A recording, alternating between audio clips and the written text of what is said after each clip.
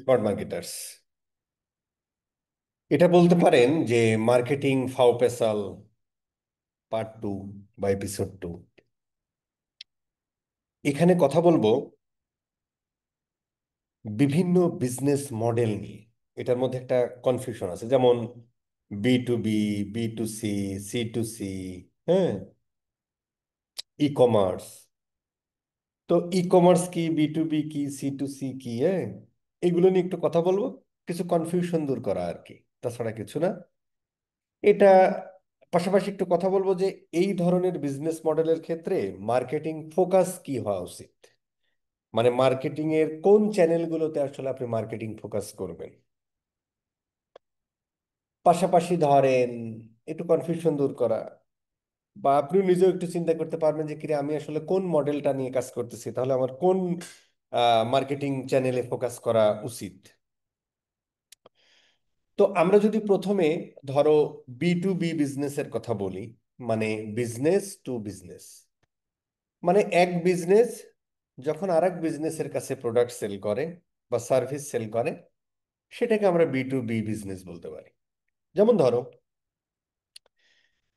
যেমন আমরা ডেলের ল্যাপটপ কিনি, কিন্তু ডেলের ল্যাপটপের মধ্যে ইন্টেলের একটা প্রসেসর আছে।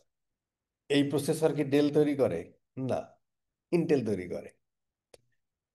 অথবা ডেলের ল্যাপটপটাতে আমরা অপারেটিং সিস্টেম হিসেবে মাইক্রোসফটের উইন্ডোজ যেটা আর কি ব্যবহার করি। তো এটা কি ডেল তৈরি করেছে? না, আরেকটা বিজনেস তৈরি করেছে। কে সে? মাইক্রোসফট। তার মানে এই ধরনের বিজনেস মডেল যখন হয়, তখন এটাকে আমরা B2B বলতে পারি। যেমন ডেল ল্যাপটপ বিক্রি করতেছে, সে ডেল আবার ডেল ধরেন আবার বিক্রি করে কি B2C, ডিরেক্ট কনজিউমারের কাছে বিক্রি করে। কিন্তু ডেল আর মাইক্রোসফটের মধ্যে, ডেল আর ইন্টেলের মধ্যে যে বিজনেস হয়, সেটাকে আমরা বলবো B2B। আর ডেল কনজিউমারের সাথে যেটা করে, সেটাকে আমরা বলতে পারি B2C। ঠিক আছে স্যার? B2Cর আরেকটা উদাহরণ আমরা দিই, যে বিজনেস যখন ডিরেক্ট কনজিউমারের কাছে সেল করতেছে, কি সেল করে? যেমন আপনি লারিব বা আড়ং-এ যে দারুণ একটা শাড়ি কিনলেন, তো এই প্রোডাক্টটা কে বিক্রি করতেছে? কোথা থেকে সোর্সিং করতেছেন? মার্কেটিং। ধর আপনি নিজেও ম্যানুফ্যাকচার করতে পারেন, আবার আছে আরেক জায়গা থেকে নিয়েও এনে সেল করতে পারেন। কিন্তু আপনি কি কাজটা করতেছেন মূলত? আপনি একটা আড়ং বা লারিব একটা শাড়ি বিক্রি করতেছে ডিরেক্ট কনজিউমারের কাছে, যে শাড়িটা পরবে। কাস্টমারের কাছেও সেল করতে পারে, কারণ হচ্ছে যে জামাই কিনে নিয়ে যে বউকে দিতে পারে, বয়ফ্রেন্ড কিনে নিয়ে যে গার্লফ্রেন্ডকে দিতে দিতে পারে। তো কনজিউম আসলে কি করতেছে? কনজিউম করতেছে যে আসলে শাড়িটা ব্যবহার করবে, পরবে। এই ধরনের বিজনেসটাকে আমরা বলতে পারি B2C। এই ক্ষেত্রে, আচ্ছা আগেরটাই ভুলে গেছি, যে B2B বিজনেসের ক্ষেত্রে আমরা মেইনলি মার্কেটিং ফোকাস যেটা করা হয়, সেটা হলো যে রিলেশন বিল্ড আপ। কারণ কারণ হচ্ছে যে এই ক্ষেত্রে ধরো যে ওই ই কমার্সের থ্রু, ধরেন ডেল ডেল ইন্টেলের কাছ থেকে প্রোডাক্ট কিনবে, ও কিন্তু ডেলের সাথে ডিরেক্ট কন্ট্যাক্ট করবে, তাদের মধ্যে কথোপকথন হবে, মেল চালাচালে চালে হবে, মিটিং হবে, তারপরে তারা কিনবে। এইভাবে রিলেশনশিপ বিল্ড আপ এখানে হচ্ছে মূল ইয়া। সেটা আপনি যে কোনো কিছু থ্রু দিয়ে করতে পারেন। একটা ইভেন্টে যেও আপনি ডেলের সাথে, ধরেন ডেল একটা ইভেন্টে গেল, মোবাইল ওয়ার্ল্ড কংগ্রেস, বিশাল বড় সিবিট, জার্মানিতে হয়। মোবাইল ওয়ার্ল্ড কংগ্রেস বার্সেলোনাতে হয়, বিশাল বড় ইভেন্ট, এখানে সমস্ত পৃথিবীর সমস্ত বড় বড় কোম্পানি ওখানে পার্টিসিপেট করে। সেখানে যে একে অপরের মধ্যে কথোপকথন হয়, আস্তে আস্তে রিলেশনশিপ বিল্ড আপ হয়।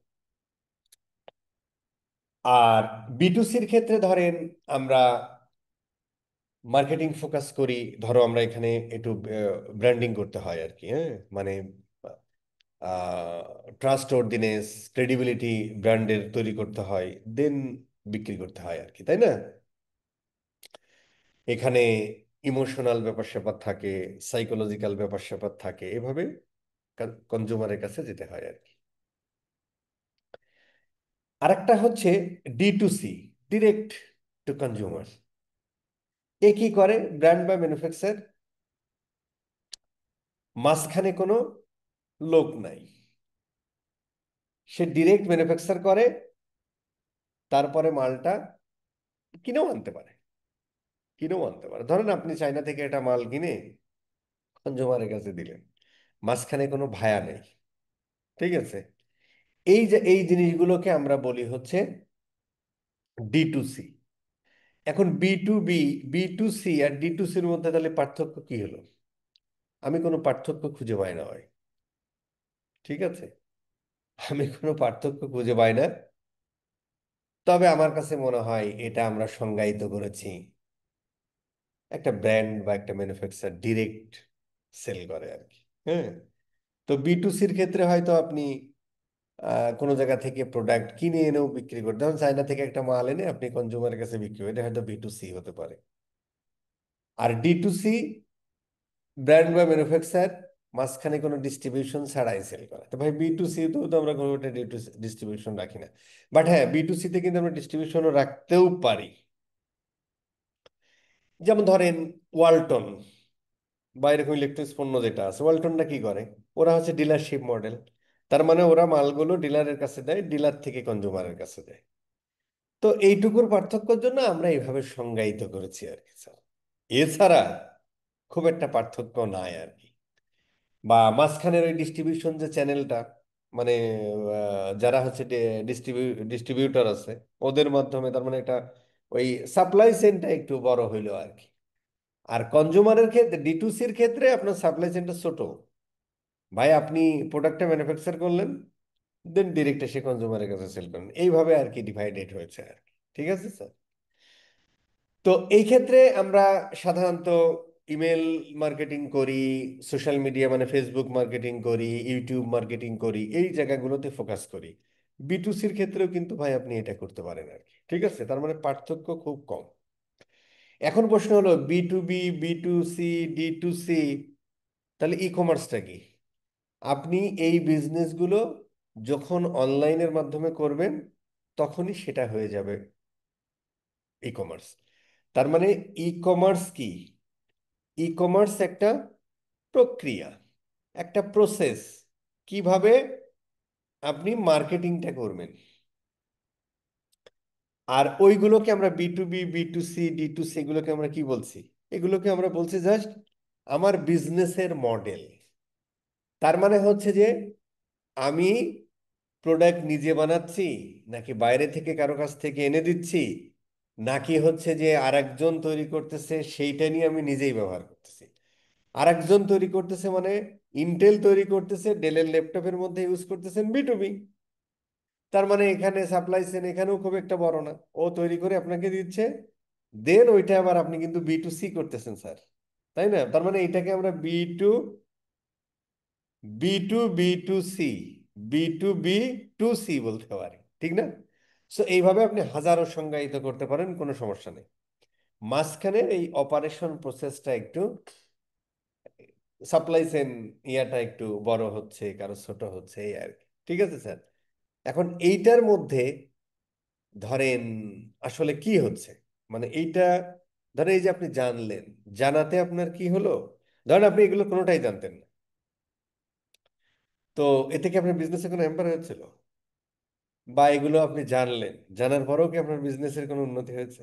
না। তবে একটা জিনিস হয়েছে, যে আসলে কোন ধরনের বিজনেস মডেলের ক্ষেত্রে কোন ধরনের মার্কেটিং চ্যানেল বা কি করা উচিত, মার্কেটিং স্ট্র্যাটেজি, সেটা একটু জানা যাচ্ছে বা বোঝা যাচ্ছে, বা জানার বিষয় আর কি। এগুলো নিয়ে আরো অনেক কথা বলা যায়।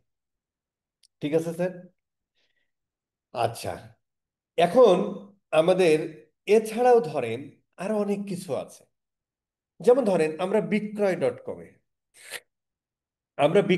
কমে যখন প্রোডাক্ট সেল করি, তখন কি বিক্রয়.কমটা একটা প্ল্যাটফর্ম।